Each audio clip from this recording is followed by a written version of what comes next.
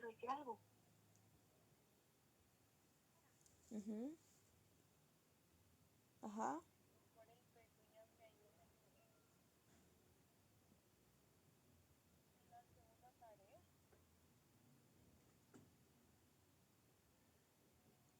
Bueno, si quieres.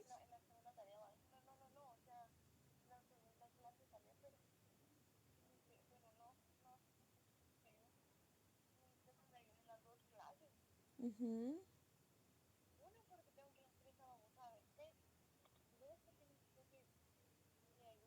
Se está grabando la llamada. Ujú.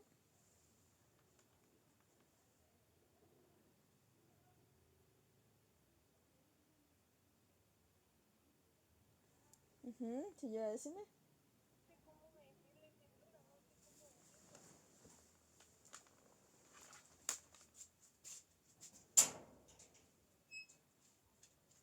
Y en la otra clase que como esta.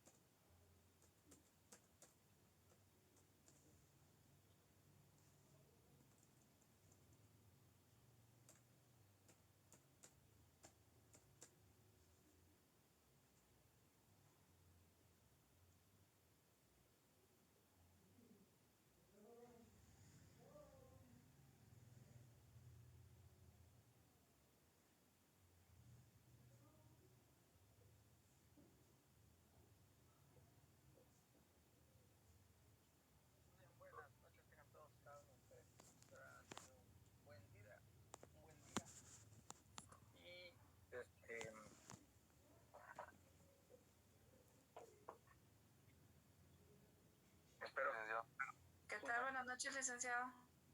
Buenas noches, licenciado. Gracias, igualmente. Buenas noches, licenciado. Buenas noches, licenciado. Buenas noches, licenciado. Gracias. Buenas noches. Muy bien, y en especial a todos aquellos que participan. Hay que participar, es importante que participen. Vamos a trabajar, hoy vamos a hablar de dos procesos, el patrimonio familiar y determinación de edad. Entonces, arrancamos. Necesitan Código Civil, Código Procesal Civil y Mercantil, Decreto 5477, Código de Notariado, Constitución Política de la República de Guatemala, y hay como una o dos leyes que van a estar ahí mencionadas en la presentación. Repito, Código Civil, casi siempre tienen que tener Código Civil, Procesal Civil, Código de Notariado, Decreto 5477, y su constitución por aquello que sea necesario. Muy bien, el día de ayer estuvimos hablando sobre la rectificación de área de un bien inmueble urbano. Vimos que es uno de los trámites donde el notario suple una función administrativa, y también hablamos de que es el único que establece el plazo en el que debe de enviarse el expediente de Archivo General de Protocolo, que es el de 45 días. También establecimos que otra cuestión interesante en este proceso es el hecho de que es el único que, al haber oposición, el notario se delega el procedimiento, pero se vuelve administrativo, lo resuelven administrativamente, y si lo declaran sin lugar, regresa al notario para que siga la diligencia. Vimos que hay opción al trámite, y que la opción al trámite es administrativa en comparación de las otras, que se vuelven judicial. Y en esencia, pues eso es lo que estuvimos trabajando, y vimos el trámite y vimos todo el proceso de cómo se redactan algunos instrumentos. Muy bien, el patrimonio familiar, esto lo vieron ustedes en Civil 1, por ahí se ve el patrimonio familiar. Es una institución jurídico-social, jurídico porque está establecido en la norma, y social porque tiene un carácter social, por la cual se destina uno o más bienes de protección a la protección del hogar y el sostenimiento de la familia. Solo puede constituirse uno por familia. Yo no puedo tener dos patrimonios familiares. Esta figura jurídica establece no es causa de transmisión de derechos reales o de dominio. Leía yo mientras que preparábamos la clase y establecíamos que una de las características es que, por ejemplo, Luis constituye un patrimonio familiar con, digamos que Jamie, que fuera su pariente, y constituyen un patrimonio familiar, aunque digamos que esté a nombre de Luis, este patrimonio no pasa a ser Jamie copropietaria del bien de Luis, sino simplemente sirve para hacer una protección a la familia. Entonces lo protegen para que, si Luis cae en alguna circunstancia donde tiene dificultad económica, no le embarguen la casa, porque está constituido como patrimonio familiar. Ese es el sentido del patrimonio familiar. No es que ahora diga Jamie, es que ahora la casa es de Luis y mía, porque como constituimos patrimonio familiar, entonces yo soy copropietaria de la casa. Eso es incorrecto. Entonces es clave de este proceso, y es que, pregunta examen al final, si el patrimonio familiar genera copropiedad o genera algún tipo de transmisión de derechos reales o de dominio. La respuesta es que no, porque su objetivo es específicamente la protección de los bienes y la protección del hogar y el sostenimiento de la familia. ¿Dudas con la introducción de qué es el patrimonio familiar?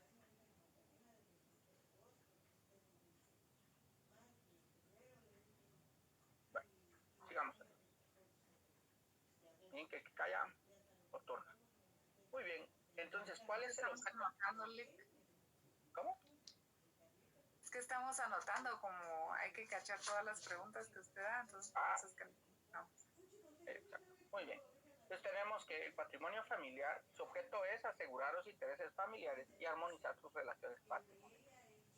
En el Código de 1933 se le denominaba, breve reseña histórica. Recuérdense que eso lo van a estudiar ustedes cuando escriben para su fase privada. Una de las cosas que preguntan a uno es mire cuál es la historia del derecho civil. Ustedes empiezan en el derecho civil en la antigüedad y luego llegan al derecho romano. En el derecho romano, por lo general estaba a cargo del emperador, luego entra la parte de la fase de la época de la Edad Media, donde la iglesia está introducida en casi toda la normativa.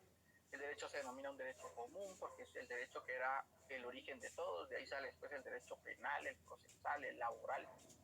Y luego pasan ustedes a la época de la codificación. En la época de la codificación es donde empiezan a existir los códigos. Luego de la época de la codificación empieza la época científica, donde ya se considera el derecho civil como una institución que tiene sus propias doctrinas, instituciones y elementos que lo hacen un área o disciplina del derecho independiente. Y en Guatemala, pues sabemos que después de que se dio la invasión de los españoles, porque para algunos no es conquista, y para otros sí, pero digamos que cuando llegan los españoles y nos invaden y a la fuerza nos someten y después hacen todo el proceso que corresponde según la historia, pues no teníamos códigos como tal. Es hasta 1877 que tenemos nuestro primer código civil, que data del gobierno de Justo Rufino Barrios. Casi toda la primera normativa que surge en Guatemala surge en la época de Justo Rufino Barrios. De ahí hay un gran salto y casi todas otra vez vuelven a estar. Hay reformas o derogaciones de leyes en la segunda época, que es antes de la Revolución. Casi siempre está entre cercano al, si no cercano, en el gobierno militarizado Jorge Ubico, y luego ya están en la época de la Revolución, que surgen algunos cambios. En civil no hubo cambio en la época de la Revolución, sino hasta la época de Peralta Zurria, que es donde tenemos nuestro Código Civil actual. Ya les conté la historia del derecho civil. Entonces, en el caso del patrimonio familiar, en el Código de 1933, más o menos es la época de Jorge Ubico, se le denominaba asilo de familia y tenía únicamente dos características, que era inembargable e inalienable, es decir, que no lo podían embargar, que es el sentido del patrimonio familiar, e inalienable, y es que no podían tampoco venderlo, o sea, no se podía transmitir. Entonces, pregunta ahora sí ya de examen, ¿cuáles son las características del patrimonio familiar? Esto lo encuentran en cualquier libro de civil, está también en el libro del doctor Neri Muñoz, que es el que la mayoría van a adquirir. Entonces, no se preocupen tanto por estar ahí como copio, tomo captura, yo qué sé. Casi todos los sacamos de los libros que ustedes tienen acceso, entonces solo es que vayan como haciendo ideas, tomando anotaciones de ideas claves, como, bueno, hablaron de características, y le ponen una P si quieren, escriban en rojo, P de pregunta, examen y listo, si no tienen que estar transcribiendo. Entonces vimos que las características es que es indivisible, no se puede partir el patrimonio familiar, se constituye como uno y se queda como uno. Es decir, es inalienable, quiere decir que no lo podemos vender. Es inembargable, quiere decir que no nos lo pueden embargar. No puede estar grabado al momento de ser constituido, es decir, que no pueden ustedes constituir un patrimonio familiar si tienen constituida una hipoteca. O ya construido, que lo usen de hipoteca. No puede grabarse porque no puede venderse, por decirlo así. Y se puede constituir servidumbre, es lo único que sí puede tener, que puede tener servidumbre. En caso contrario, de otros que no se...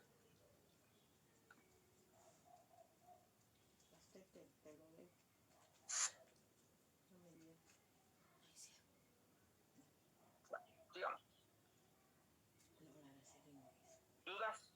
¿Dudas con las características? ¿Dudas?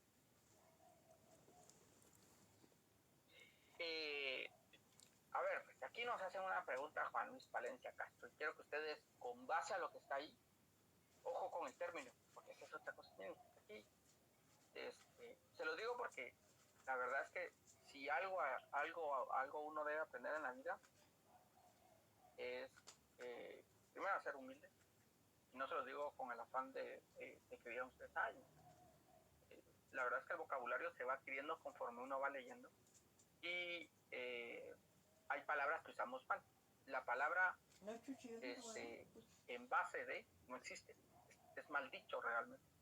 La palabra correcta es con base de. Entonces, cuando ustedes exponen, a veces uno oye y dice, ay Dios, y hay expositores ya profesionales que siguen usando el término en base. envase es el frasco con el que ustedes toman su bebida gaseosa si quieren, pero la palabra correcta es con base a. Entonces, con base a las características que están ahí, ¿qué dirían ustedes? ¿Puede constituirse usufructo, sí o no? ¿Qué dice Sharon? Disculpe, licenciado, yo también tenía una duda. Pero no sé si lo que estaba preguntando es que tengo mal mi señal. Uh-huh. Sería respecto a qué había dicho en inalienables, que no me dio tiempo de apuntar. No se puede enajenar. Ah, ok, gracias. Entonces no se puede tener usufructo si no es... ¿Cómo está definido el usufructo? ¿Alguien que pueda leer qué es el usufructo? ¿Alguien lo puede buscar en el código civil? Sí se puede. El usufructo, licenciado. ¿Usufructo vitalicio, Lick? ¿Usufructo en general? ¿Qué es el usufructo? El usufructo en general pues, es el derecho de disfrutar un bien ajeno sin alterarlo ni disponer de él. Uh-huh. Ya. ¿Y es en qué? Vamos a ver, para terminarlo de definir. Es un derecho real. Es un derecho real, es correcto. Es un derecho real. Vale. A ver. Si el objetivo es proteger a la familia, ¿quién debiera de gozar del patrimonio familiar? ¿La familia? ¿Y qué pasa si yo lo doy en usufructo? ¿Quién lo va a usar? El tercer, La persona a la que se le da el usufructo. Entonces, la persona que Licenciado, pero con base a lo que usted explicó anteriormente, considero que no, porque usted indicó que no puede generar o no conlleva ningún tipo de derecho real, y el usufructo ser un tipo de derecho real, no considero que no podría. la clave está en cómo se define el usufructo desde la doctrina. Para principiar, ¿el usufructo es un gravamen o no es un gravamen?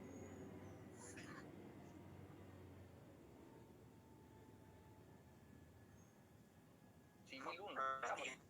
Es un gravamen. Es un gravamen. ¿Y qué dice en las características? Que no puede grabarse. No puede, ajá. Nos fuimos por dos lados para que viéramos que la respuesta al final era que no se puede. La primera, ¿cuál fue? Por lógica, ¿no? Si el que va a gozarlo es la familia y yo lo doy en usufructo, lo va a gozar alguien distinto a la familia. Error, no se puede porque no lo está gozando la familia, y ese es el sentido de constituir el patrimonio familiar. Y lo segundo es que entre sus características es que no puede grabarse. Y si no puede grabarse y queremos introducir un gravamen, no se puede. Clara la pregunta y la respuesta. Luis, creo que era el nombre de... Sí, Juan Luis Palencia. Entonces el patrimonio no se puede poner en usufructo porque ¿ah? El patrimonio familiar, ojo con el término. Si no le agrega el apellido, estaría incorrecto decirlo. El patrimonio familiar no puede grabarse ni tampoco puede enajenarse, que es el otro término para decir inalienable, es enajenarse. Y dicen, ay, les pasa a veces lo que me pasaba a mí cuando estaba estudiando. El término de grabarse, ¿qué quiere? Ese término de enajenar, ¿qué quiere decir? Al final, que no, ¿qué pueden vender? Pues es la forma más simple, hasta que después dije, que grabar es, enajenar es vender. Entonces, no lo pueden vender si lo quieren ver así, y tampoco pueden constituir alguna obligación sobre el bien, si lo quieren denominar así los gravamen, alguna obligación sobre el bien. Lo único que sí pueden constituir es, porque puede ser que sea una servidumbre legal o una servidumbre necesaria. Eso lo vamos a ver. Hay un espacio donde vemos esto de hacer. Bueno, sigamos. ¿Cuáles son los elementos del patrimonio familiar? Tenemos los elementos personales, los elementos reales y el elemento procesal, que así lo definen en el libro, en uno de los libros. El elemento personal pues sería el instituyente y el beneficiario. El instituyente es la persona que va a crear el patrimonio familiar, y el beneficiario es quien se beneficia. El elemento real pues son todos aquellos bienes con los que vamos a constituir el patrimonio familiar. Y el elemento procesal son las formalidades para la constitución, que es parte de lo que vamos a hablar ahora. Esto realmente puede ser pregunta de examen, pero no es como que fuera así tan elemental saberlo. Ahora, esta sí puede ser una pregunta muy directa de examen. Personas que pueden constituir un patrimonio familiar. Veamos. Primero, el padre o la madre sobre sus bienes propios en el matrimonio o unión de hecho. Puede hacerlo, por ejemplo, las personas que están, que solo están juntas, como dicen comúnmente. No. No. No. Porque para que tener una unión de hecho, ¿qué debe de hacerse con ella? Legalizarla, ¿le? Declararla. Entonces, por eso es que matrimonio, pues se entiende que hubo un acto jurídico donde nace el matrimonio, y la unión de hecho, para que sea considerada una unión de hecho legal, es porque debe de estar declarada. Luego, ellos son los primeros, el padre y la madre. Puede ser el marido y mujer juntamente sobre bienes comunes a la sociedad conyugal. Es decir, que el primero es un o, que quiere decir que puede ser el padre, la madre o ambos. Pero ahí está la primera diferencia, sobre los bienes propios. Yo tengo mi casa, constituye el patrimonio familiar sobre mi casa, yo soy propietario de esa casa. El segundo caso es el marido y mujer sobre los bienes comunes a la sociedad conyugal. Entonces, compramos una casa, estamos, por ejemplo, en el régimen de gananciales, compramos una casa, después de que nos casamos, compramos una casa juntos, y deseamos constituir patrimonio familiar sobre esa casa que estamos adquiriendo juntos. Ahí es donde se refiere el segundo. El primero es, yo tengo mis bienes y los quiero constituir sobre mis bienes. El segundo es, tenemos nuestros bienes y los queremos constituir sobre nuestros bienes. Y la tercera forma es una persona ajena, que quiera hacerle un tercero a favor de la familia a título de donación o legado. Que quiera él decir que va a donarlo, pero constituyendo patrimonio familiar. Es decir, ¿por qué quieren hacerlo así? Porque lo que quieren es que quede protegido y no resulte que, por ejemplo, José Enrique le donan una casa, pero como él tenía deudas con el banco, resulta que el banco, al enterarse que recibe la donación, al ya tener la transcripción al hacer esa traslación de dominio, lo embargan porque ya el bien es de él. Ese es el objetivo de que el tercero lo haga por medio de donación o legado, pero constituye el patrimonio familiar como una condición a la donación o al legado. Sabemos que la donación es cuando una persona, que puede ser en vida o en muerte, otorgue un bien a una persona en calidad de regalo, se podría decir de manera simple. Y el legado es cuando en un testamento a una persona le dejan un bien específicamente a ella por la razón de que la persona que elaboró el testamento así lo ha definido. Los dos pueden ser por razón de causa de muerte o la donación, que puede ser entre vivos. Sí, James. Buenas noches, licenciado. Me quedó una duda. Ese tercero es fuera de la familia, ¿verdad? A ver, ¿qué dirían ustedes? ¿Cómo le responderían ustedes a James? Ella es su cliente y le dice, mire, ¿puede alguien fuera de la familia constituir un patrimonio familiar a nombre de mi familia? Sí, licenciado. Sí. Es una persona siempre que puede ser ajena, puede ser un pariente en los grados de ley o un pariente fuera de los grados de ley, porque recordemos que el núcleo familiar lo constituyen papá, mamá, hijos. Es como la definición de núcleo familiar, que es la familia cercana. Ya luego está la familia extendida y esas cosas que lo pueden leer en la ley de adopción. Sigamos. Ahora sí, vámonos a nuestro código civil. A esto sí, tómenle fotos si quieren, pero de verdad que si ustedes no marcan su ley como se las presento es porque no quieren mucho en esta vida. Ya darles mi ley y decirles, les regalo mi ley marcada, estaría muy difícil, muy difícil. Entonces veamos, artículo 352, concepto fundamento legal de patrimonio familiar, es la institución jurídico-social por la cual se destina uno o más bienes a la protección del hogar y sostenimiento de la familia. Artículo 353, bienes sobre los cuales puede constituirse sobre casas, predios o parcelas cultivables o establecimientos industriales o comerciales. Numeral primero, patrimonio familiar. Este se lleva en jurisdicción voluntaria judicial, artículo voluntario, artículo 444, o jurisdicción voluntaria notarial, artículo 24 de la ley reguladora de la tramitación notarial de asuntos de jurisdicción voluntaria. Esa es pregunta examen, ¿cómo se llama esta ley? Para que la practiquen ahí, ¿cómo se llama? Es la ley más larga que creo que van a aprender. Un patrimonio para cada familia por el padre o la madre sobre sus bienes propios, el marido y la mujer sobre los bienes comunes de la sociedad, o un tercero a título de donación o legado. Todo eso, si se dan cuenta, lo que está en las presentaciones anteriores, está en la ley. Por eso les digo, no le copien tanto a eso. Está en la ley, casi todos lo sacamos de la ley. Muy bien. Ahora vamos a ver que existen tipos de patrimonio familiar. Sí, Luis. Sí, perdón, fíjese que estaba copiando. Entiendo que es el artículo 444 del Código Procesal. Y ese artículo, y el procesal civil y mercantil, ¿verdad? Y el artículo 24 de qué ley Ley reguladora de tramitación notarial de asuntos de jurisdicción voluntaria. O sea, el decreto 5477. Todo lo que son las siglas de cada una de las cosas. Digamos. Pregunta de examen. Esta sí, la preguntan al principio y al final casi siempre. ¿Cuál es el valor máximo del patrimonio familiar? No puede establecerse un patrimonio familiar que exceda, el celeste quiere decir que es una prohibición, de 100,000 quetzales en el momento de su constitución.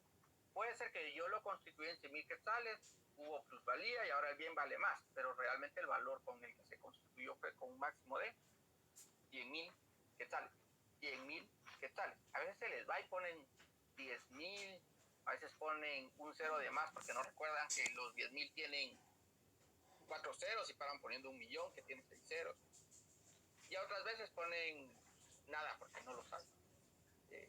No estuvieron en la clase probablemente cuando se les dijo cuál era. Caracteres del patrimonio: indivisible, inalienable, inembargable, y no podrán estar grabados ni grabarse, salvo el caso de servidumbre. Celeste prohibición, azul es una excepción a la regla. Verde para títulos y amarillo para importancia. Y el amarillo como mostaza es para cantidad.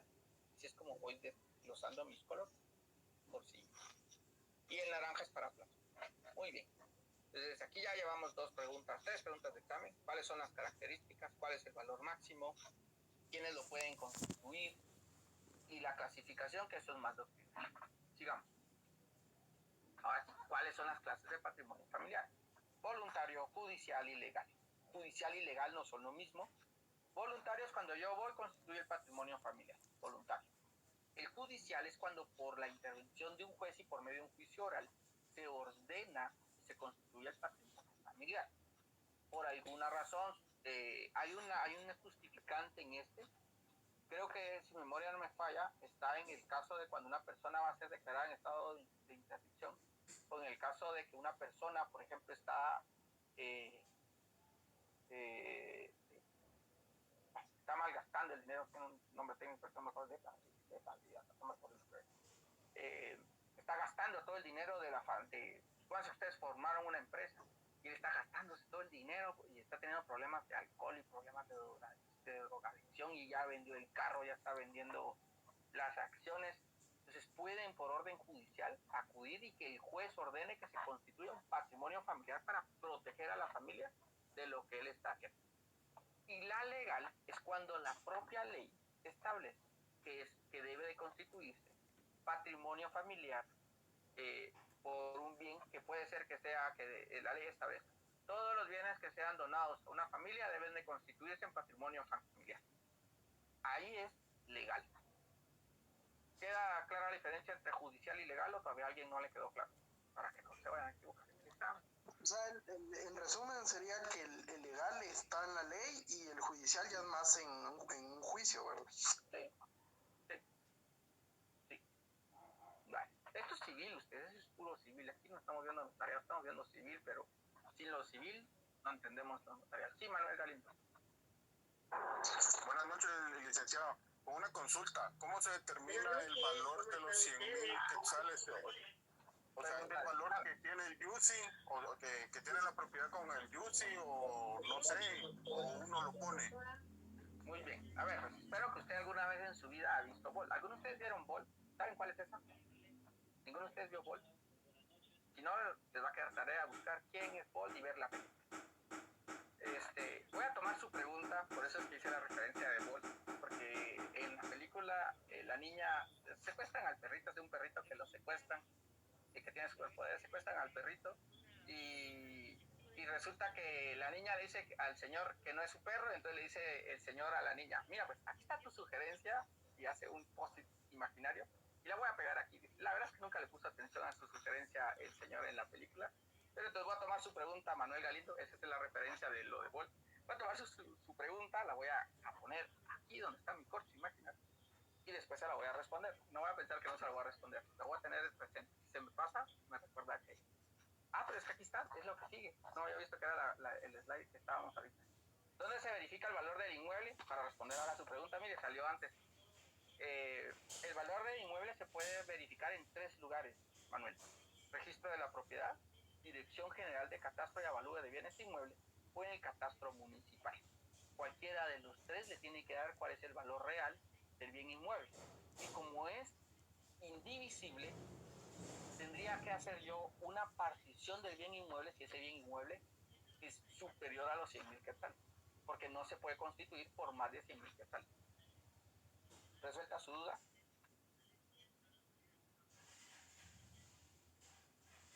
A ver. ¿Sí? Ok, entonces ahora sí ya lo quito del post y lo guardo porque ya lo conté. Sigamos entonces. Documentos de prueba.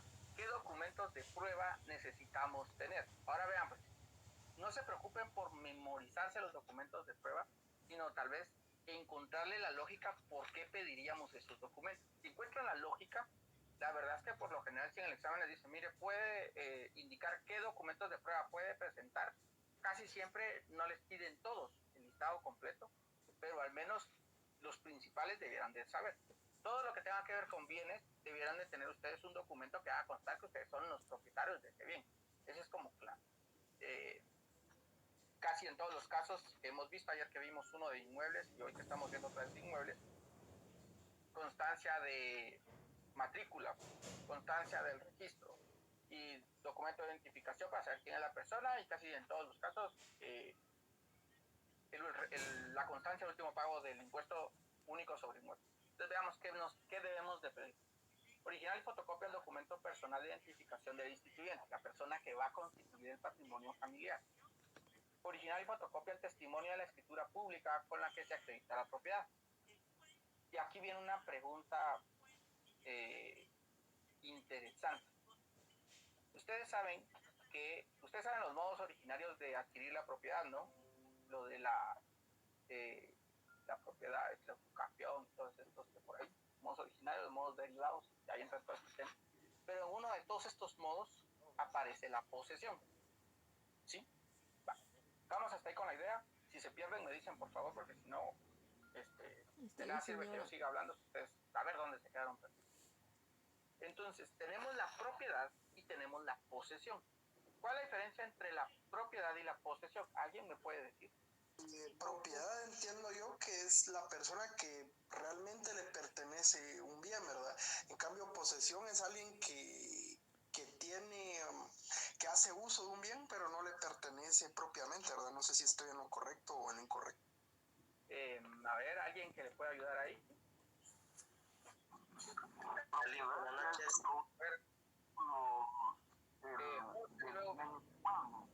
Cambio, la posesión es cuando uno solo tiene un título, por decirlo así, donde le hace constar a uno que uno solo posee el título, más no es propietario. No ha pasado todavía el tiempo estipulado en la ley para que se pueda volver un propietario en su totalidad.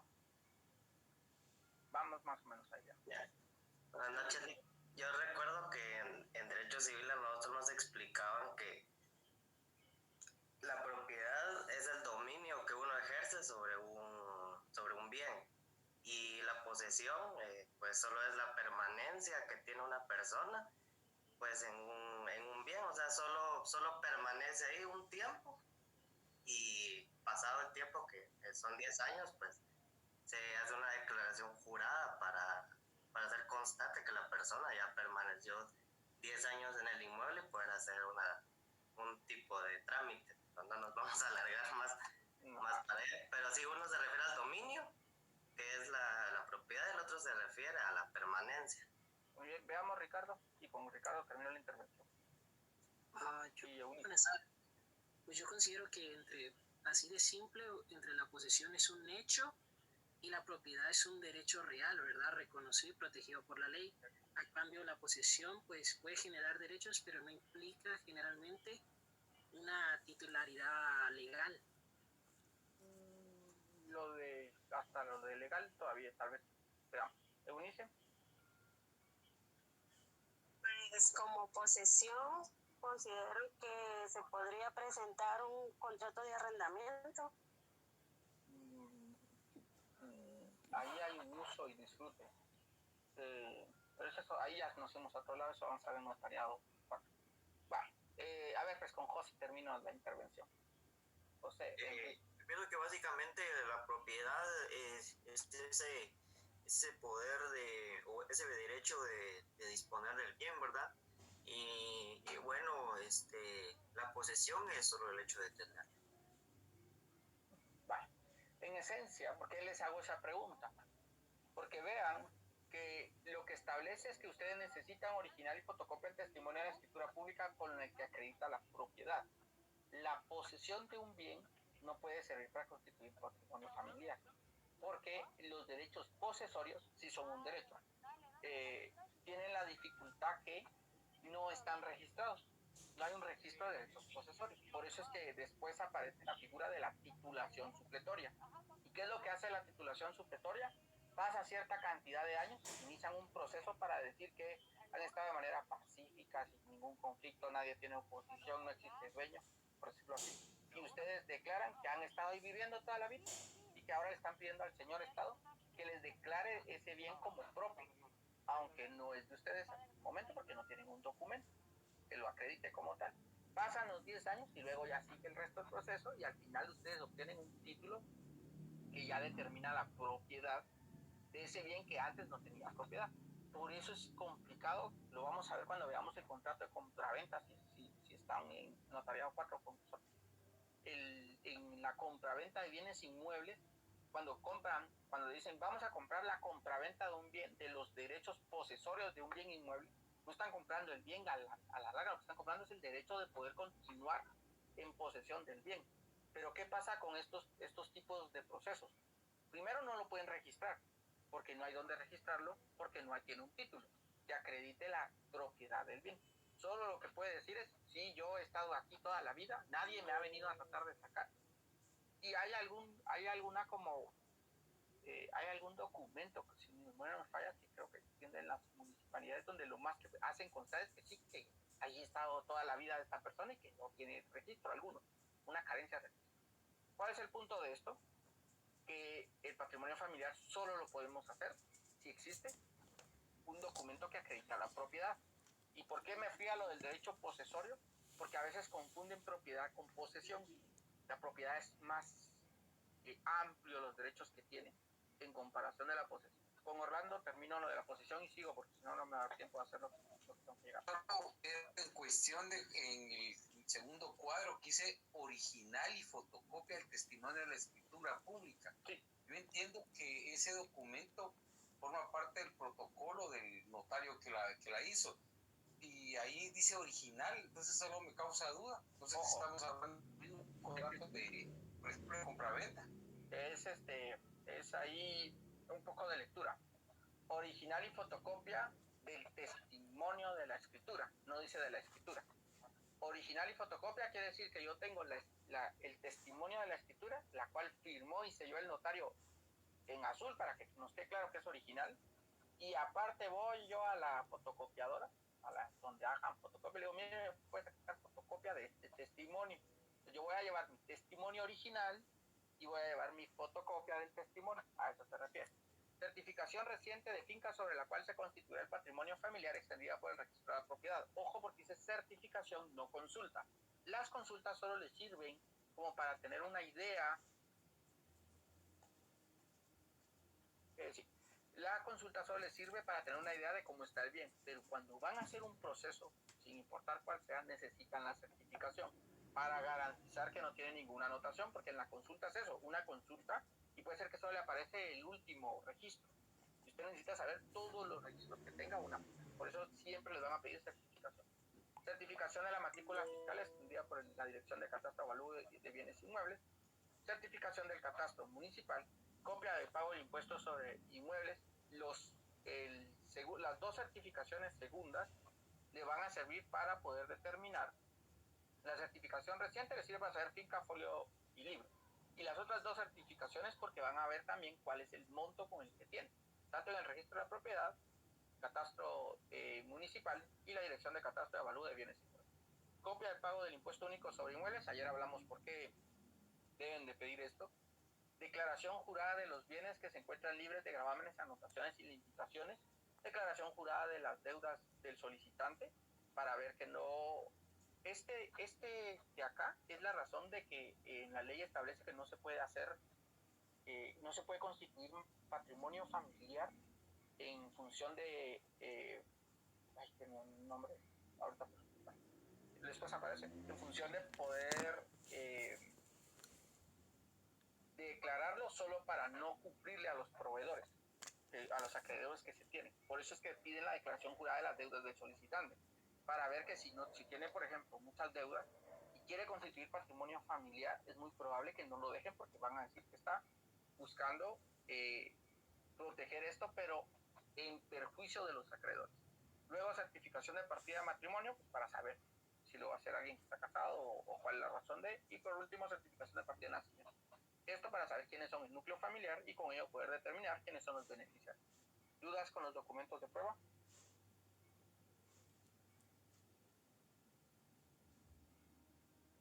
Sí, Silvia. Entonces, bueno, yo entiendo si la declaración jurada de las deudas es como que para prever que la persona no lo pueda hipotecar, me imagino. No tanto que lo pueda hipotecar, es para que no, ahorita le voy a decir cómo se denomina, creo que más adelante está el término. Sí, Hansi. Licenciado, buenas noches, creo que se denomina simulación. No, no es una simulación, tiene otro término, pero es algo de acreedores, me falta la primera palabra, pero ahorita voy a pensar y también le digo. Pero ahorita aparece más adelante. Ahorita aparece más adelante la comoción. Bueno. Obligaciones posteriores. Obligaciones posteriores tenemos testimonio de la escritura pública de constitución de patrimonio original y copia. Aquí sí tienen que usar en una de las hojas, cuando hagan este expediente, tienen que utilizar hojas de papel español, porque esas son las que usamos siempre para simular papel sellado especial para protocolo. Porque estas sí van a redactar una escritura pública. Constancia del pago del impuesto único de inmueble, formulario del primer ingreso al registro de la propiedad y remitir el expediente al archivo general de protocolo. Esas son las 4 obligaciones que van a tener que hacer el notario para que quede al final el proceso concluido. Aquí está, fraude de acreedores. Una característica de la constitución de patrimonio familiar es que no puede hacerse en fraude de acreedores.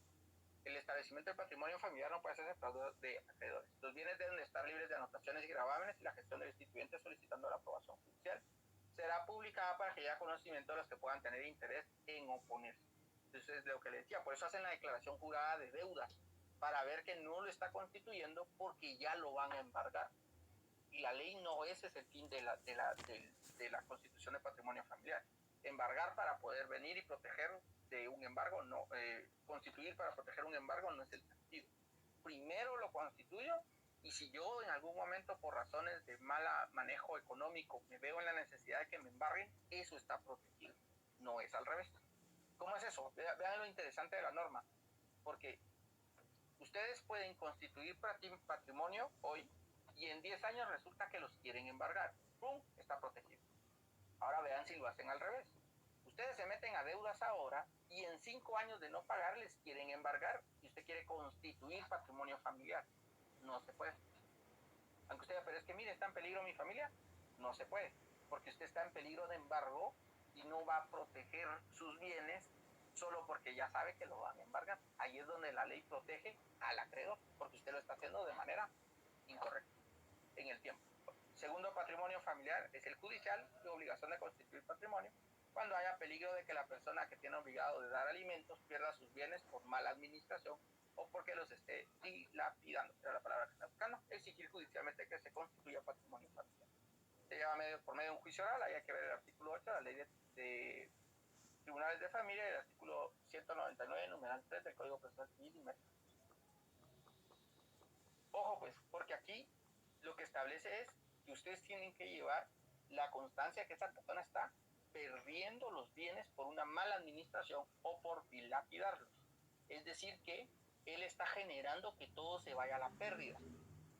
No es que ya lo están embargando y que usted quiere constituir porque ahora ya siente que lo van a dejar sin nada. No se puede. Usted primero tiene que demostrar, antes de que los acreedores quieran ejecutar un embargo, que él está despilfarrando toda la economía que tenía y todo el dinero y los bienes que tenía, y resulta que por ir a jugar apuestas los está apostando, los está hipotecando para, por ejemplo, hacer inversiones fuera del riesgo normal que debiera tener. O sea, deben de haber justificantes donde ustedes corren peligro, pero porque él está haciendo mal un proceso administrativo o está despilfarrando los bienes que tenía.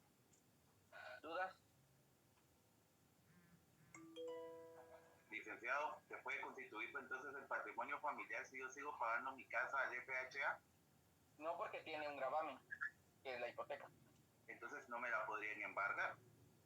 Es que para el caso, sí se la pueden embargar a usted, el banco. Ah, pero hasta que yo termine de pagar con el banco. Ah, sí, lo que pasa es que con el caso, a ver, ¿cómo funcionan las hipotecas bancarias? La hipoteca es un seguro, lo voy a llamar un seguro, pero es un seguro para que usted pague. Si no paga, le quitan la hipoteca, le quitan la casa. Pero, por ejemplo, la casa realmente cuando usted, por ejemplo, pide un préstamo, le preguntan, digamos que usted compró su casa hipotecada y está pagando su casa constantemente su mensualidad. Y resulta que debe la tarjeta de crédito. Y la tarjeta de crédito se elevó, porque dijo, yo nunca les voy a pagar. Se elevó, ahora ya sabemos, hay que leer la ley de tarjeta de crédito, sabemos que hay ciertas limitantes ahora. Digamos que estábamos antes de esta ley. Y resulta que ahora lo que usted le debe es exactamente lo que vale la casa. Y ellos le quieren ejecutar embargo. No pueden ejecutar embargo porque tiene una hipoteca. Y sobre acreedores, un acreedor no puede perjudicar a otro acreedor. Eso lo vieron ustedes en mercantil. El punto de todo esto es que este acreedor banco tiene todo el dominio, digámoslo así, sobre esta casa. Cuando usted ya paga la casa completa, el señor banco le entrega a usted un finiquito, que es una carta, tiene un nombre, lo van a ver en mercantil 3, perdón. Es una carta. Le entregan la carta donde establece que usted ya no le debe nada. Y ya que usted ya no le debe nada, usted ya es el propietario completo del bien, porque ya no tiene ningún gravamen ni anotación. Y ahí el otro acreedor puede ejecutar el embargo. Pero eso ya está saliendo del tema. Sí, Luis Alejandro. Porque no carta total de pago, sí, carta total de pago. Gracias, muy amable. Sí. Mire, pues yo entendí lo de los dos tipos, ¿verdad? Del que mencionó en la anterior diapositiva, donde, por ejemplo, no se puede constituir patrimonio si la persona tiene deudas, ¿verdad? O sea, el patrimonio. Y el segundo no lo entendí del todo, o sea, la persona se puede hacer patrimonio para que la persona no lo gaste, o cómo está, eso no lo entendí mucho. El segundo es que supóngase que usted tenía 2 casas y resulta que por andar, digamos que usted tiene un problema alto de drogadicción, y entonces usted empezó vendiendo la vajilla de plata, después empezó a vender el carro, después empezó a vender el otro carro que tenía, porque usted le había ido muy bien en la vida y está casado. Entonces su esposa empieza a ver que usted está incontrolable porque está queriendo vender todo. Entonces, ¿qué es lo que hace? Va ante un juez y exterioriza esto. Fíjese que mi esposo está teniendo problemas con él porque ya vendió el carro, ya vendió la vajilla de plata, fue a empeñar, entonces está empeñando todo. Y tengo peligro de que nos quiten la casa porque está a nombre de él, por ejemplo. Y nosotros es la única casa que ya tenemos. Entonces, el juez, al determinar esto, va y pide que se constituya un patrimonio familiar para proteger y que no se quede desamparada la familia por la mala praxis suya. A eso es a lo que me refiero. Ya entendí. Gracias. Sí, José Enrique y Evelyn. Disculpe, licenciado, mire, yo le quería hacer una pregunta en relación al valor máximo del patrimonio, ¿verdad? Tomando en cuenta que el artículo 355 fue reformado en 1996, pero quisiera saber qué tan positivo es, porque hay que tener en cuenta que 100,000 quetzales para una casa que esté bien ubicada, ¿verdad? Obviamente es un monto muy, muy bajo, entonces por eso pregunto qué tan positivo es, ¿verdad? Esa es la conclusión a la que deberíamos de haber llegado todos. Realmente es muy difícil constituirlo. Tendría que usted hacer algún tipo de partición dentro del bien para dejar un bien sobre 100.000 quetzales y con ese constituir. Si no, no se puede. En la actualidad más debiera haber una reforma que permita aumentar ese valor máximo en función de cuál es el precio de las casas actualmente. Pero es el monto máximo y es el que se puede constituir. Sigue siendo vigente y positivo porque puede ser que alguien todavía tenga un terreno de 20.000 quetzales. Los que venden ahí en carretera a Tatisco, por ejemplo, estos valen como 40.000 quetzales. Con ese puede constituir su patrimonio familiar. Ok, licenciado, muchas gracias. Evelyn. Sí, buenas noches. Mi consulta es la siguiente sobre el tema de cuando es por vía judicial. Por ejemplo, exponía usted el caso de que pues un padre de familia pues está en una situación donde pues se está deshaciendo de todos sus bienes y viene siendo una especie de peligro para la familia. Entonces, que la cónyuge venga con juez, solicita el patrimonio familiar, pero da la casualidad de que esta persona, por el mismo derroche que tiene en tema de finanzas, pues tiene créditos bancarios sin pagarse. Entonces, hablamos de acreedores también que están a la espera de recuperar su plata. ¿Qué sucede en este caso? ¿Se declara o no por vía judicial?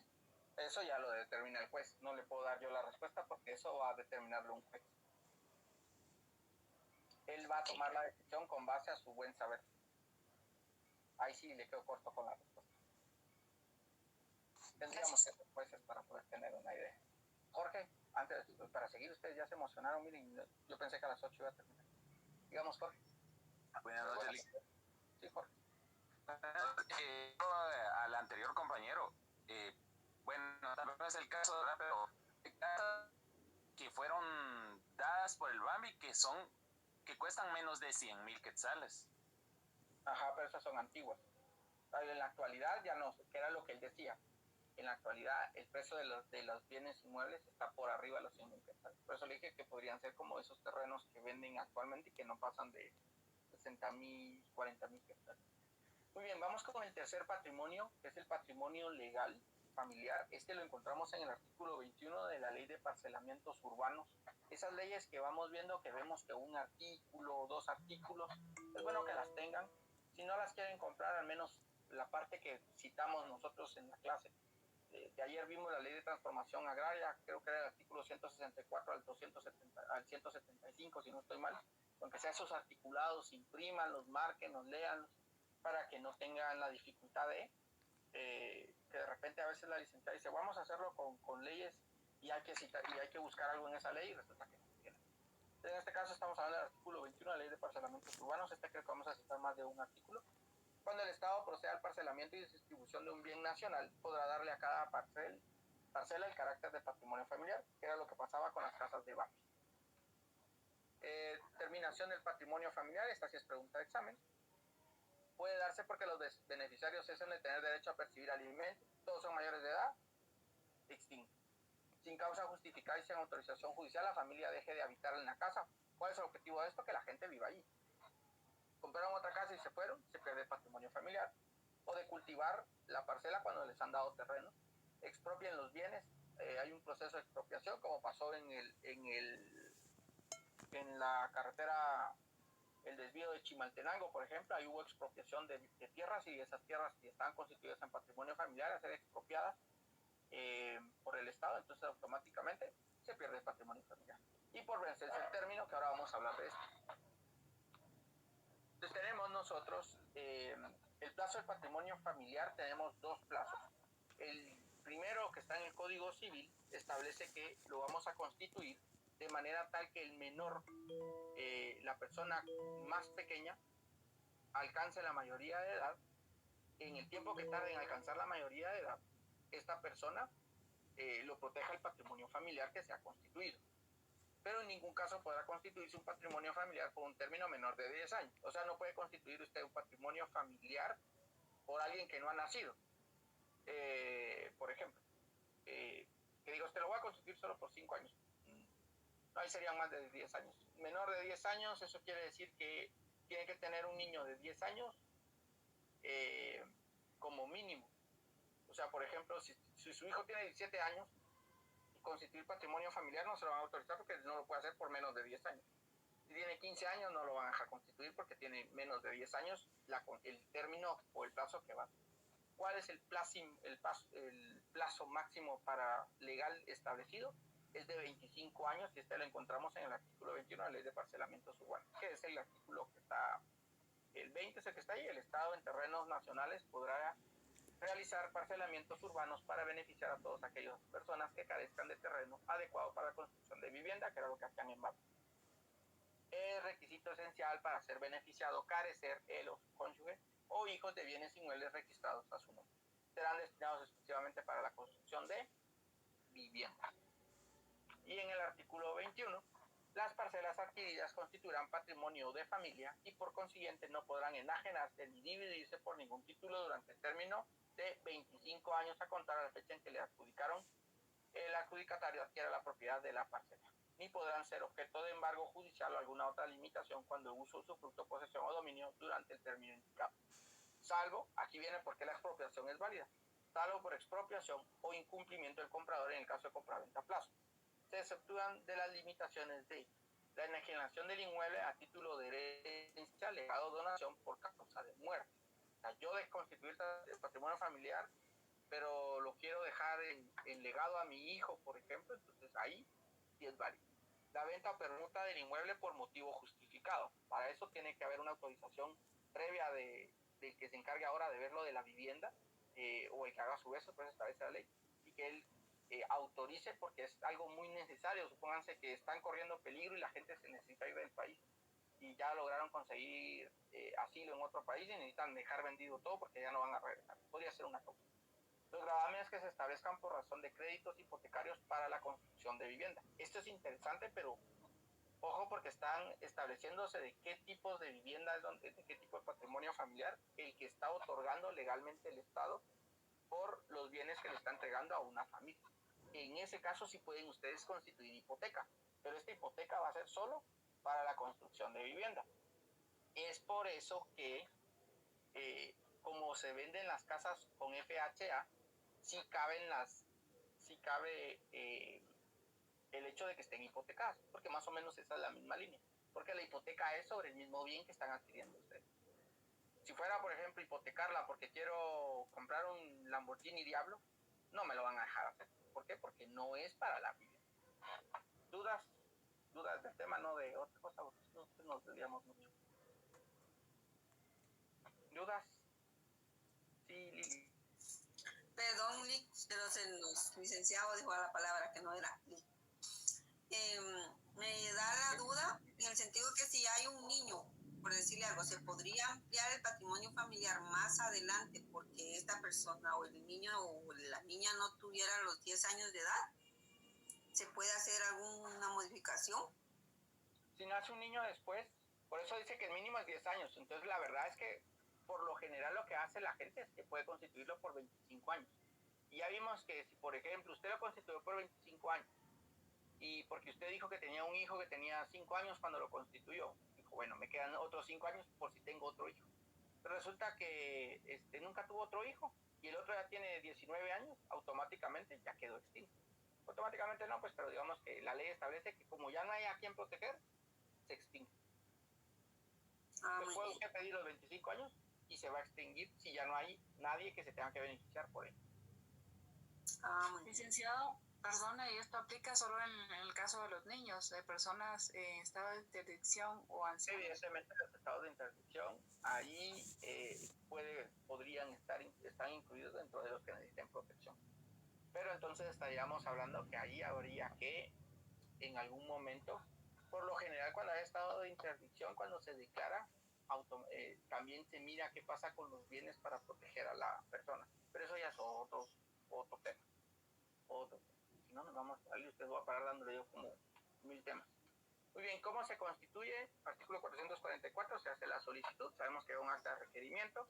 En el artículo 444 pueden ver qué es lo que lleva qué requisitos lleva la solicitud, en esencia qué tienen que tener, quién lo está constituyendo, quiénes son los beneficiarios, en qué plazo y cuál es el bien. Esas 4 cosas debieran de tener al menos.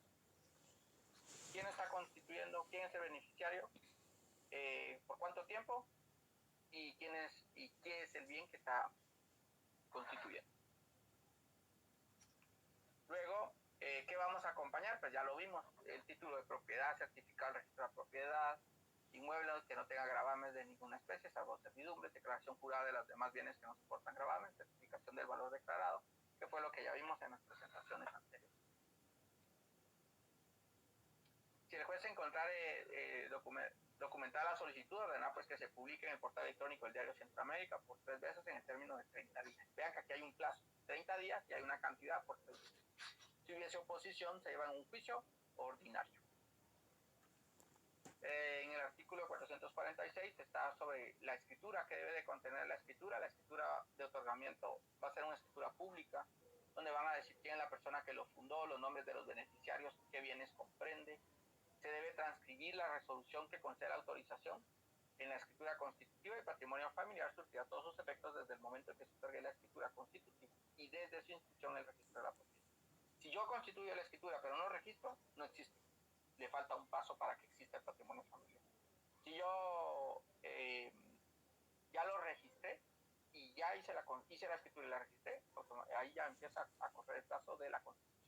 Constituir el patrimonio familiar no podrá entablarse acción de nulidad del mismo. Es decir que, pónganse que yo soy un acreedor y resulta que me entero que hay patrimonio familiar. Veo el edicto y después lo voy a ir y decir que yo me voy a oponer. Nunca me opuse y ya que lo constituyeron, yo quiero ir y solicitar que se declare nulo ese patrimonio familiar. Ya no se puede, porque por eso está el plazo para poder presentar una oposición. Si yo no presento la oposición, al final entonces mi derecho no fue ejecutado, prescribe y continúa el proceso. En el decreto 5477, ley reguladora de la tramitación notarial de asuntos de jurisdicción voluntaria, lo tenemos en el artículo 24 y 25. Se relaciona con los artículos del Código Procesal Civil y Mercantil. Y pues lo único que aquí es que si hubiera presentado oposición, pues que notario remite el expediente al tribunal competente. Ya vimos que en el artículo 26 se establece sobre la escrituración y que debe tener audiencia a la Procuraduría General de la Nación y que el contenido pues debe llevar los nombres de los beneficiarios, bienes que comprende, valor y tiempo de explotación, que son los mismos de la. Y de último, pues esto sí es una pregunta de notariado 2 y notariado 4 y notariado 3. ¿Sabes? ¿Cuál es el único? La pregunta podría ser más o menos así. ¿Cuál es la única justificación en la cual el registro de la propiedad puede tramitar un registro, inscribir un registro con una copia simple legalizada? Solo se puede en el patrimonio familiar. En todos los demás ustedes van a leer, y hasta en los libros van a leer. Cuando vieron lo de la copia simple legalizada, ustedes van a ver que dice, la copia simple legalizada no sirve para hacer registro, a excepción que se deba para constituir un patrimonio familiar. Es el único caso que se puede hacer con una copia simple legalizada. Todos los demás casos tienen que ser siempre un testimonio y el testimonio especial que va para el Archivo General. Pero para el registro solo es un testimonio. ¿Dudas? Que esta es pregunta muy típica del examen.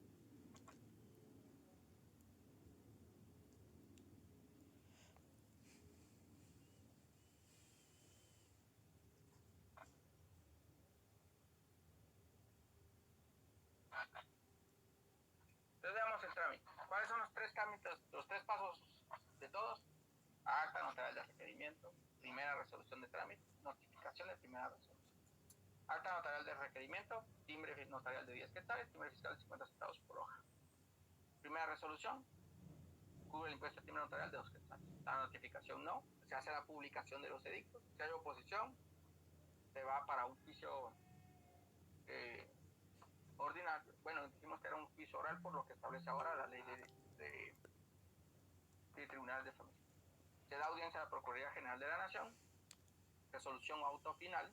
En este se cubre un impuesto notarial de 10 quetzales, se remite el expediente al Archivo General de Protocolo y se va a hacer el otorgamiento de la escritura y la expedición de la copia simple legalizada para tenerlo dentro. Este trámite es más pequeño en comparación del de ayer, que era como más largo. Y luego, pues, la verdad es que no hay mucho que hablar de esto.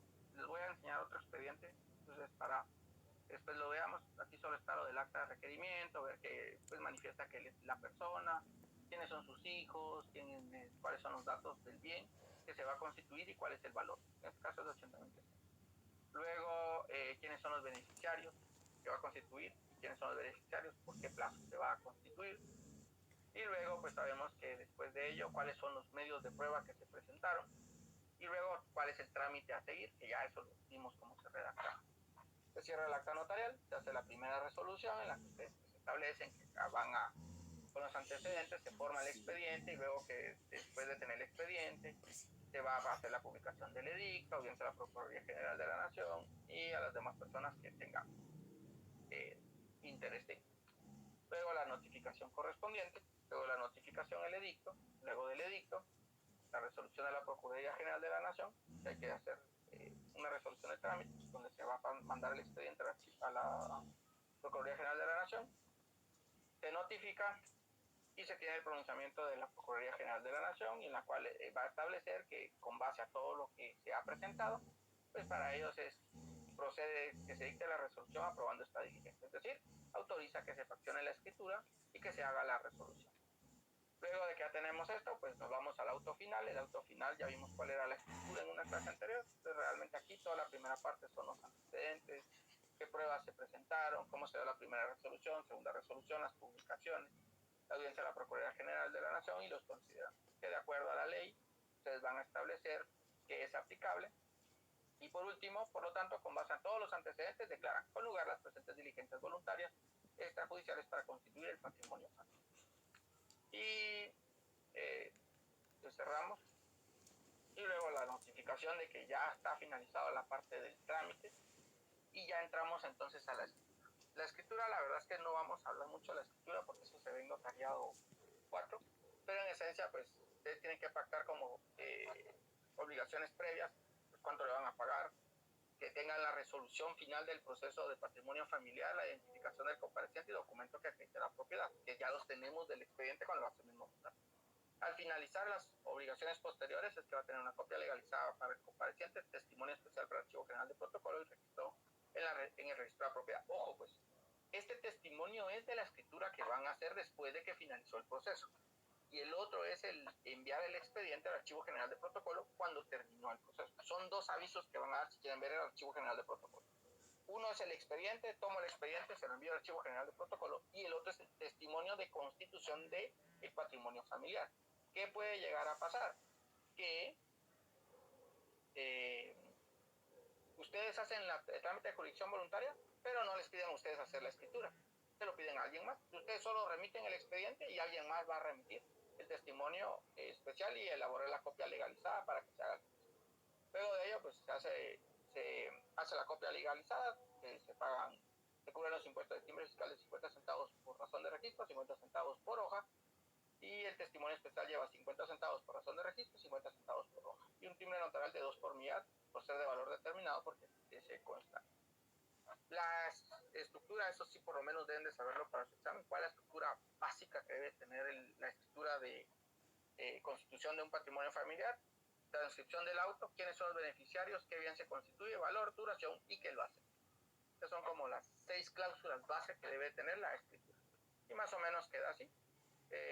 Esta es toda la encabezada de la escritura. Aquí primero se tiene a la vista el auto final y ahí lo que hacen es transcribir todo el auto final que ustedes ya redactaron.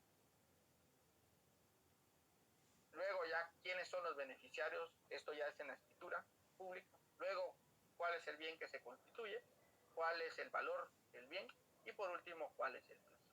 Y luego de ello pues hacen el cierre de esta escritura, lo hacen constar que todo lo leído que fue expuesto es de su contenido y que todos están de acuerdo, firman. Y luego el ante mí firma el notario y luego hacen su copia legalizada y el testimonio especial de la escritura. Para liquidarlo, esto no se hace por medio del notario. Eso es algo interesante. Para liquidar el patrimonio familiar, como es una protección que el Estado está haciendo a la familia, ya se hace por medio de, por lo general se hace, el estatal es el que por lo general se hace el proceso de liquidación, pues hay que dar un formulario, hay que hacer una declaración, un departamento jurídico del Archivo General del expediente original.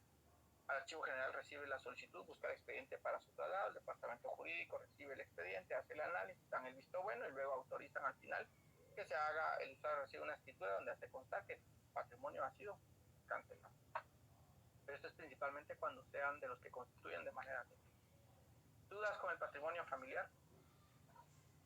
De este les van a compartir un expediente para que lo tengan ahí a la vista, pero la clave de este es que, para que lo recuerden, es que, a ver, en resumen, ustedes hacen el trámite y del trámite después va una parte donde ustedes hacen la parte de notariado 4, que es constituir una escritura pública. En el trámite, pues es el trámite y formal, acta de requerimiento, luego del acta de requerimiento hacen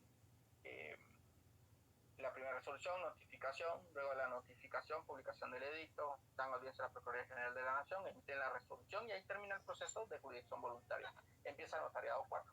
Ya que tienen la resolución, entonces ustedes lo que hacen es que transcriben, hacen una escritura de constitución del patrimonio familiar, transcriben toda la escritura, toda la resolución, hacen las cláusulas de quiénes son los beneficiarios, quién lo constituyó, por qué plazo y el monto, cierran la escritura, hacen el testimonio especial y la copia certificada, la copia legalizada copia simple legalizada de la escritura matriz y lo envían para que sea registro, lo envían al Archivo General de Protocolo como las obligaciones notariales. Y ahí termina el patrimonio familiar. Y la determinación de edad es muy corto, por eso es que siempre damos estos dos, porque la determinación de edad es muy corto. Pero antes de continuar, ¿dudas? Procesando la información, licenciado. Exacto. Que no se le trabe el disco duro, es todo. Muy bien, sigamos entonces. Sí, Sharon. Venga, que tomo agua. Licenciado, respecto a lo que usted estaba diciendo de la constitución del patrimonio familiar, entonces lo que habría que redactar sería hasta donde termina el proceso de jurisdicción voluntaria y ahí la... No, hay que hacer el otro. También hay que hacer la... Sí, la licenciada le va a pedir hasta la escritura matriz con todo. O sea, ahí sí va con todo. El expediente que les va a compartir, si nos da tiempo, tal vez les robaré unos 5 o 10 minutos de su existencia antes de ir a dormir. Para que lo podamos ver. Solo déjenme ver una cosa. Gracias, licenciado. Licenciado, el día sábado como habíamos hablado. Habíamos hablado, ¿quién? Eso mentira. Bueno, clases. Sí, no lo he planificado, la verdad, pero yo creo que sí. Solo deme un minuto, ahorita vamos a...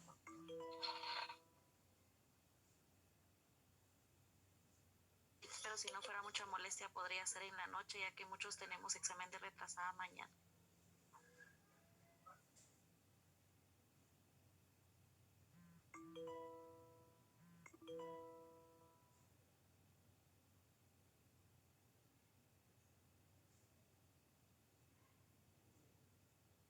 Casi siempre es de 10 a medianoche. No, son mentiras. Es como de 8 de la noche a veces nos ha dado 10 y media. Una vez sí nos dio como a las 11 de la noche, pero es que se emociona mucho y entonces cuesta un montón avanzar.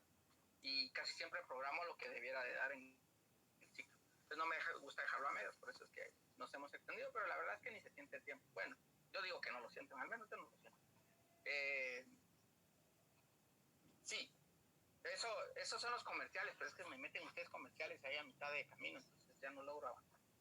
Digamos, Sharon, algo más que iba a decir, y Jamie, antes de que continúe con la determinación de edad, este proceso es corto. La verdad es que no hay mucha duda de este. Licenciado, disculpe, con una consulta. Es que, ¿quién hará qué persona realiza la liquidación, licenciado, en este patrimonio familiar? Es que fíjese que no lo escuché porque está fallando mi internet, disculpe. Por lo general, cuando es el que constituye el Estado, se hace por medio de donde la institución que se encarga de velar porque el patrimonio de las casas que dio el Estado se cumplan. Está la institución que por lo general, o de BIPO, dicen acá, es la institución que ahora se encarga de ver cómo se extinguen los patrimonios familiares de esos bienes que dio el BAMBI y todas esas instituciones en su momento. Si es de inmueble que no tiene que ver con el Estado, por lo general ya se hace ante el notario, o a veces como ya venció el plazo, pues decir porque ya venció. Pero en el estatal siempre hay que hacer un trámite todavía, si lo quiere hacer antes de que finalice el tiempo, o hacerlo porque si no en el estado queda el registro que todavía está constituido y quizá ya es necesario darlo por finalizado. Muy bien, determinación de edad. ¿Qué le dice usted determinación de edad?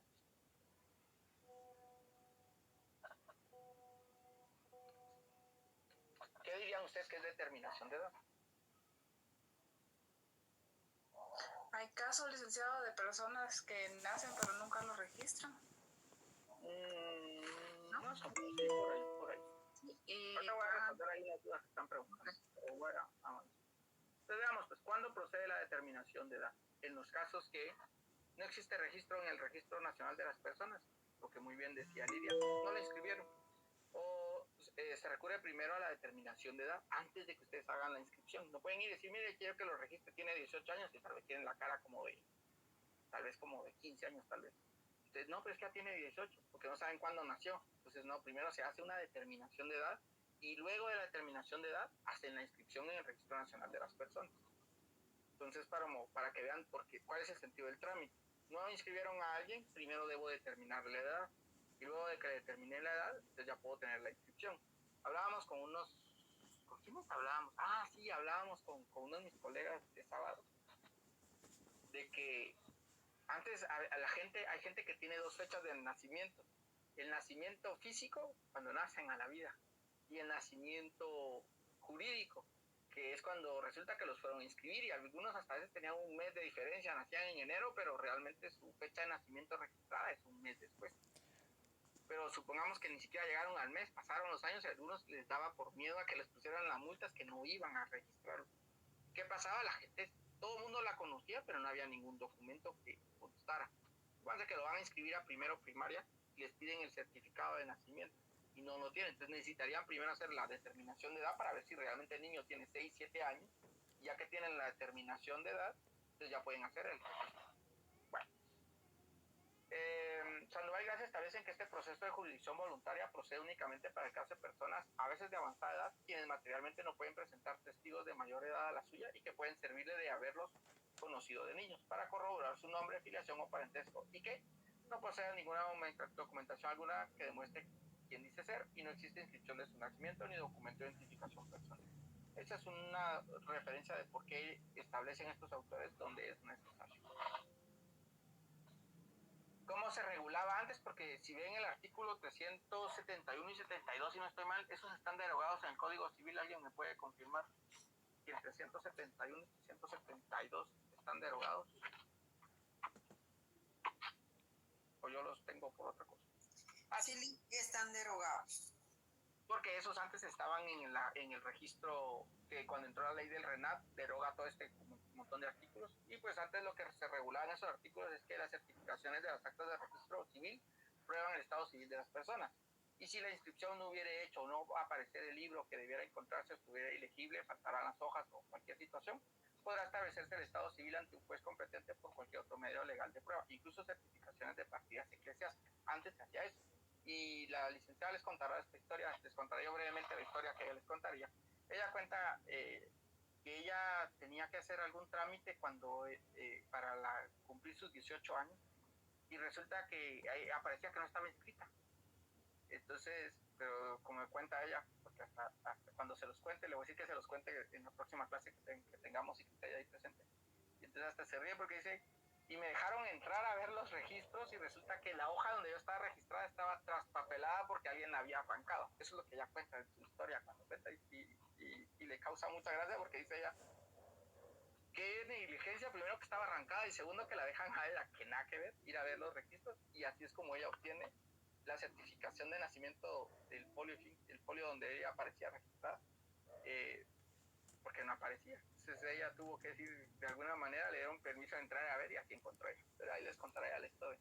Cuando no es posible fijar la fecha de nacimiento de una persona, el juez atribuirá la edad que fijar en los expertos compatible con el desarrollo del aspecto físico del individuo. Ese experto es un médico por lo general, el que determina cuál es la edad con base a algún proceso científico establecido. Él puede determinar, puede ser que, por ejemplo, le haga una extracción de alguna, por ejemplo, un pedacito de hueso y con eso utilice el método del carbono 14 carbono 14, no estoy mal, es un método científico, donde con ese se puede determinar cuál es la edad de un objeto. Con eso determinan hace cuántos años descubrieron huesos que descubren, así es como descubren cuántos años tienen de existencia esos huesos, por el método de carbono. Es bueno que lean ciencias sociales. Bueno, artículo 22, determinación de edad, cuando cualquier acto o diligencia que no sean de carácter procesal penal, y si no fuera posible fijar la fecha de nacimiento de una persona, podrá acudirse ante notario quien le atribuirá la edad que le fije un facultativo competente, este es un médico, compatible con el desarrollo de aspecto físico de la persona. Y en la página del RENAP pues están los requisitos, certificación de la resolución final de las diligencias en original y duplicado, y luego formulario proporcionado por el RENAP y comprobante de pago, porque hay que hacer un pago por ser una inscripción extemporánea. ¿Qué documentos van a pedir ustedes? Original y fotocopia de documento personal de identificación de la persona que está pidiendo hacerlo. Si no hay, entonces necesitan una negativa de la partida de nacimiento de la persona que se va a determinar la edad extendida por el Registro Nacional de las Personas. Nombre del facultativo que evaluará a la persona, que le dijimos que es un médico. Y obligaciones posteriores, con duplicado y original de la certificación de la resolución final de las diligencias, auto original que resuelve las diligencias y se remite al archivo general del protocolo.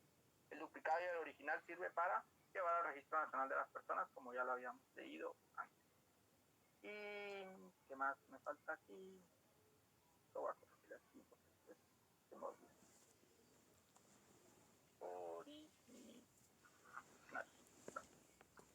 Y el trámite. ¿Cuál es el trámite? El trámite es sencillo. Acta de requerimiento, resolución de trámite, notificación, los primeros 3 de cajón.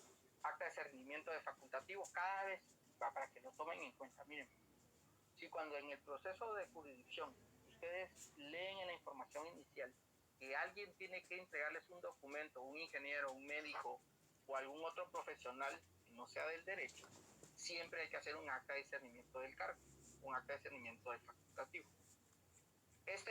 Siempre estos dos pasos se repiten. Ayer que vimos que era acta de discernimiento del ingeniero e informe del ingeniero. Aquí es acta de discernimiento del facultativo, que por lo general es un médico, e informe del médico. Ya que tenemos el informe del médico, resolución del auto final, primer trámite donde no tenemos Procuraduría General de la Nación, notificación del auto final, certificación del auto final y remisión del expediente de archivo general del protocolo. Y luego pues ya sabemos que la persona tiene que ir al Registro Nacional de las Personas a hacer el registro correspondiente. ¿Dudas? ¿Quién me iba a preguntar algo? Lidia, creo. Sí, licenciado, perdón, ¿le podría regresar una diapositiva, por favor? Pero esta está en el libro. O esta. Ahí estamos. Ya, gracias, licenciado, muy amable. Muy bien. Ahora les voy a ver qué tengo ahí. Si alguna vez ustedes presentan pantallas y esas cosas, siempre verifiquen antes de compartir qué tienen abierto previo a, porque a veces de repente ustedes estaban viendo, yo que sé, una película o algo, y a veces, ya andan cerrando todo. Cuando comparten pantalla, casi siempre hagan primero la revisión y luego de eso hacen el compartimiento de pantalla. Es la manera más técnica y profesional de poder hacer compartir pantalla. Muchos hacen compartir pantalla y dejan un montón de cosas abiertas, y eso pues al final no es correcto hacerlo, porque hay cosas privadas que nadie más tiene que ver, sobre todo cuando graban clases. Muy bien. Les dije que les iba a compartir los expedientes para que los vean. Se los vamos a compartir sin lugar a dudas. Esa es la información que a mí me dieron. Solo me dicen si ya cargó el documento. Este es el de determinación de edad. Si se dan cuenta, empieza con el acta de requerimiento. Este es algo antiguo, ¿oyeron? Porque se hace con una cédula de vecindad. Por si no conocían la cédula de vecindad, estudiantes de derecho, cédula de vecindad, pero sea un gusto que la conozcan. Está la cédula de vecindad, aquí están los datos de la persona que se está haciendo la identificación. Está la primera, esta es una, es una legalización de documento, están dando dando fe de que el documento es auténtico, la municipalidad. Luego está el del Registro Nacional de las Personas, donde se hace constar que no tiene inscripción. Para eso sirve por eso es que aquí establece negativa del nacimiento. Luego que ya tenemos la negativa del nacimiento, entonces acá otra vez se autentica esta negativa del nacimiento. Se hace, aquí le dieron audiencia a la Procuraduría General de la Nación, pero porque van a hacer un asiento extemporáneo. El asiento extemporáneo sí tiene audiencia a la Procuraduría General de la Nación, pero la determinación de edad no. Y luego ya tenemos que admite, hasta aquí aparece la resolución de trámite para la diligencia de determinación de edad, y luego de hacer la notificación, solicitud de nombramiento al médico forense. Esto lo hicieron ante un juez, miren, de primera instancia, el ramo civil del Departamento de Guatemala. Creo que es judicial, ¿sabes? Luego de ello, pues ya tienen, es que se hizo en el bufete popular, por eso es que ven que tiene cuestiones de un juez, por la forma en que se hizo. Luego de ello ya tienen el dictamen del INACIF, que es de quien determinó la edad, el dictamen pericial, donde establecen, ellos hicieron, veamos qué método hicieron, el reconocimiento odontológico. A través del reconocimiento de los dientes es que ellos determinaron que la persona oscila entre los 60 y 70 años por cómo están sus dientes. Y entonces ellos dicen que aproximadamente la persona tiene 65 años. Y esa es la edad que le van a declarar. Ya que tenemos esto, se hace la notificación en la ciudad, pues que hace otra vez una legalización de documentos. Luego aquí recuerden que lo está haciendo en el bufete, hacen la solicitud para que se tenga por presentado el material, se extienda en mi coste y formalidad de certificación total del expediente voluntario para continuar con esto. Y luego ya tenemos la resolución final y el envío. Vean, ¿se recuerdan que ayer vimos una forma de enviar el archivo general de protocolo? Esta es otra forma, ¿ven? Dirigido a datos del notario, tipo de expediente, requerido por favor de, fecha de inicio, fecha de finalización, cuántos folios tiene, lugar y fecha, y nombre y sello de notario. Y ahí termina el expediente de determinación de edad. Y el otro que les vamos a compartir es el de patrimonio familiar. La misma situación. Empieza con el acta de requerimiento y ya estoy sobre el tiempo, entonces solo quiero que vean que si viene la escritura, que es lo que me interesaba hacer. Están todos los documentos, ya lo verán ustedes despacio. El documento de identificación de las personas que lo constituyen, esta es la certificación del registro de catastro y avalúo de bienes inmuebles. Luego está el formulario de registro de la propiedad para hacer constar cuáles son las fincas por el libro.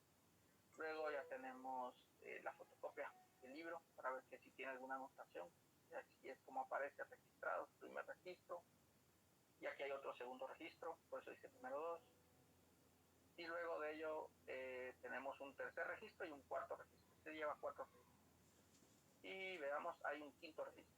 Luego de ello, termino. Esa es la certificación para hacer ver que es original de cada una de las hojas que les dieron. Aquí está la publicación, la verdad es que no se mira bien, pero aquí debiera estar la publicación del edicto. Pero esa no, esta haber sido algo al publicar. Aquí sí se ve correctamente la publicación. Aquí está la parte de la publicación del edicto y la otra parte de la publicación del edicto. Otra publicación, se recuerda que estas son 3 publicaciones, ya van 2, y tercera publicación del edicto. Ya que tenemos las 3 publicaciones, tenemos la resolución de trámite, luego la resolución de trámite se notifica audiencia a la Procuraduría General de la Nación, la resolución que se tiene y esto es lo que quería que vean, y aquí está la escritura. Entonces vean la escritura primera, ¿qué hace? Transcribe todo el auto final, y eso es lo que más tiempo les va a quitar, hacer la transcripción del auto final en esta. Luego acá terminaron, sigue el auto final, el auto final, el auto final, el auto final, y segundo, los beneficiarios, el bien, el valor del bien, el plazo en el que se constituyó y que aceptaron. Y de ahí el cierre de la escritura. Y el testimonio de la escritura y el registro que se hizo correspondiente. Y el envío, vean, esta es otra forma de enviarlo al archivo general de protocolo. Este es como que fuera una carta o un memoria. Y ahora sí, con eso hemos terminado. Les robé 3 minutos de su tiempo. ¿Dudas? Yo les recomiendo una cosa antes de cualquier cosa. Yo les recomiendo que usen, o sea, tienen los expedientes originales que les comparte la licenciada, pero hay algunos, si se dan cuenta, tienen como más información por quién los hace. Muchas veces los hacen instituciones y otras veces los puede hacer un notario particular. Entonces vayan cotejándolo con los expedientes que ustedes van a tener en los libros, como para ver esas diferencias y encontrarle sentido al expediente, y no digan, pero ¿por qué agregaron esto? Sino encontrarle la lógica por qué es que está agregado ese documento. Es la única sugerencia que les puedo dar. Muy bien, ahora sí los dejo retirarse. Pasan feliz noche. Con esto terminé la clase. Ahora me voy a quedar en resolver dudas. Espero haya sido un gusto compartir con ustedes y los voy a ver el sábado a las 8 de la noche. Empezamos el sábado de 8 más o menos a 10. Vamos a trabajar redactar notificaciones y resoluciones. Esos son los dos temas probablemente que vamos a hacer. Resoluciones de trámite y notificación, y tal vez el encabezado de actas de requerimiento. Voy con Luis, luego voy con María y luego voy con Jorge. Sí, licenciado, con respecto a la tarea, ¿en qué fecha quedaría? Vean, pues aparentemente empiezan exámenes el día que habíamos pensado entregarlo, entonces si hay exámenes, pues no hay mucho que hacer. Ahora la tarea global se entrega para antes del segundo parcial, más o menos una semana antes, para que tengamos una semana de diferencia para poder empezarlo a calificar. María José. Solo pidan que el examen sea después de Semana Santa, así tienen más tiempo. María José. No, María José. Jorge. Perdón, Jorge. Sí, María José. Ok, gracias. Para confirmar, entonces, para el primer parcial viene hasta lo que vemos el día de hoy, ¿verdad? Sí. Ok, que sería básicamente implicación de terceros, la ley de urbanización que vimos ayer y lo que sería el día de hoy, en este caso, discriminación de la edad, ¿verdad? Sí, y recuerden que está lo que vimos antes, los principios generales de todo el trámite. Lo de las actas, resoluciones, notificaciones, principios generales del proceso y los 4 trámites llevamos ya. Ok, gracias, licenciado. Muy bien. Jorge. Gracias por la cátedra, Lick. Voy a sonar culebra, pero gracias, ¿oyó? No, hombre, eso se llama ser agradecido y se lo agradezco yo también. ¿Sabe usted que en Japón, cuando termina la clase, siempre hay como el presidente habla, se levanta y agradece al profesor por la cátedra que les dio ese día, y es una costumbre que hay cosas que deberíamos de copiar, otras que no, pero esas serían de las que deberíamos de copiar. Pero entonces no se preocupe, por lo menos yo lo tomo por bien, ya que sé que ese es un buen acto de su persona hacia mi persona.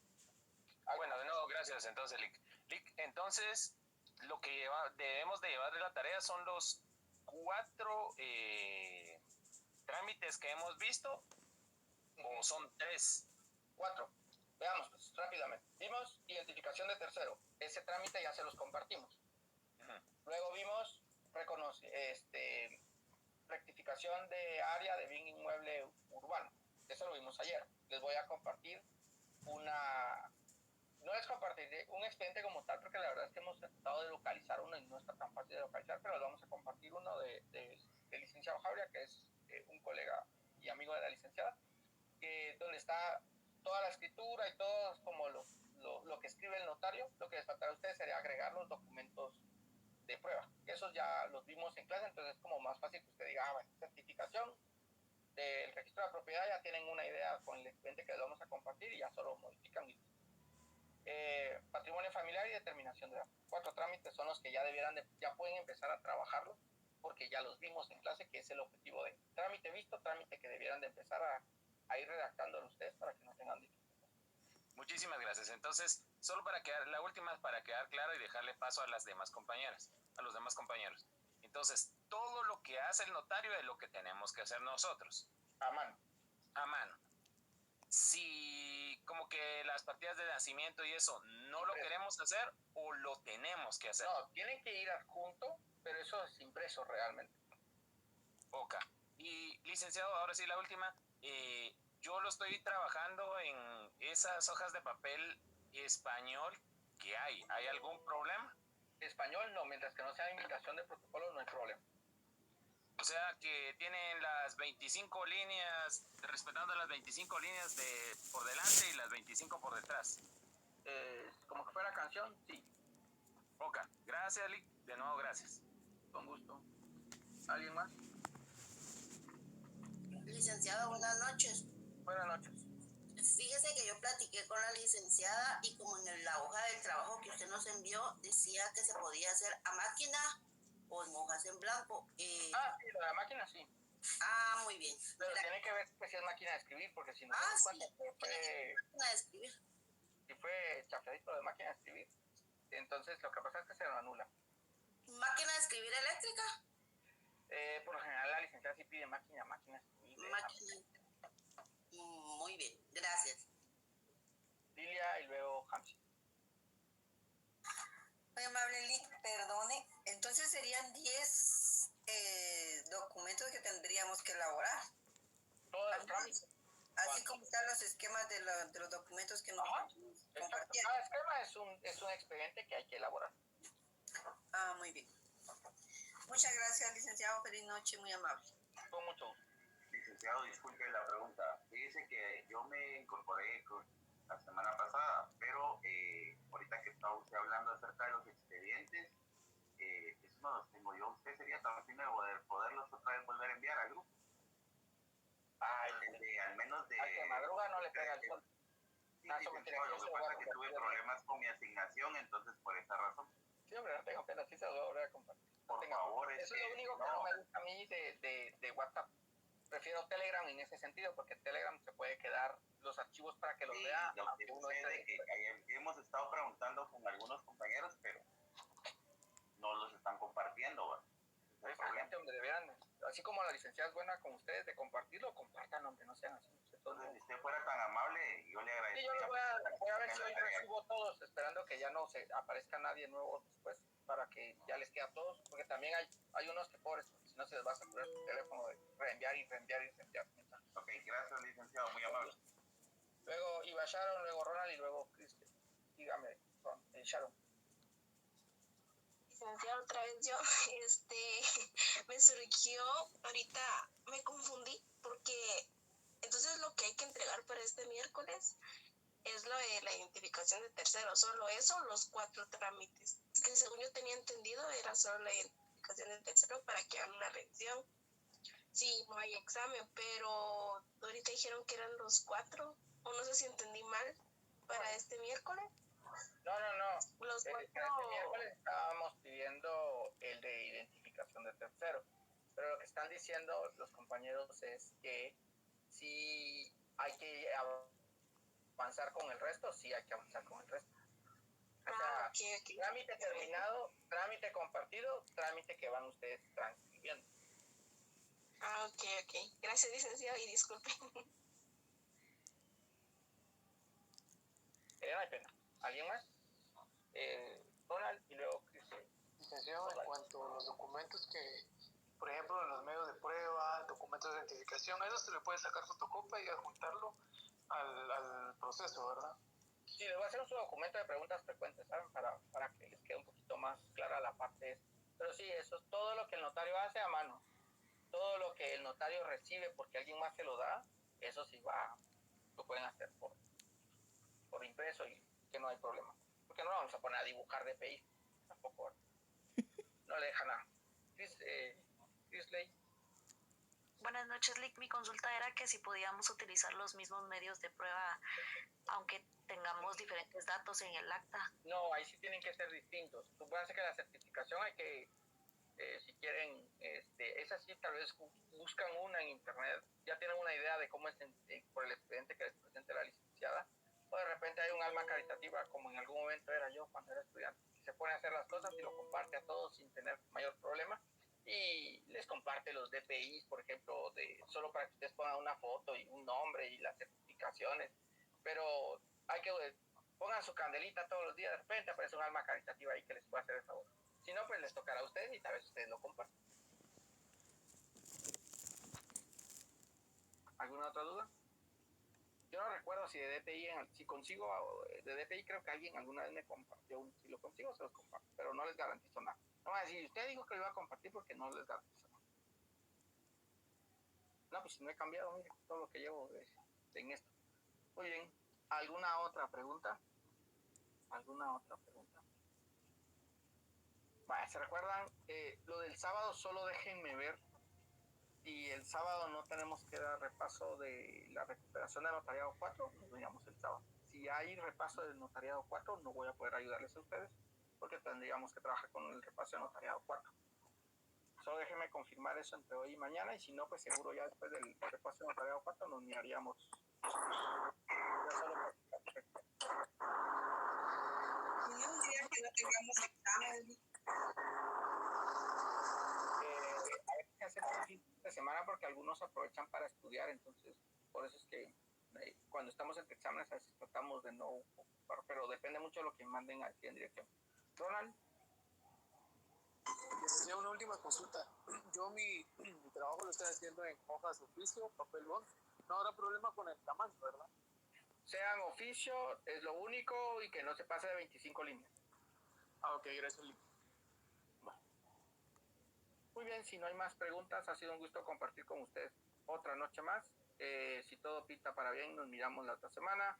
Y si no, pues igual desde ya les deseo éxitos en sus exámenes. Por favor, estudien mucho. Estudien mercantil, que a veces ahí se confían. Puede ahí haber un resbalón. Estudien, ¿qué otra llevan? Internacional privado, creo que llevan ahorita. Internacional privado. Internacional 1, algo así. Tributario. No, ahorita llevan tributario, ahorita llevan... Financiero líquido. Financiero, pónganle atención a financiero, la verdad es que es un curso muy bonito.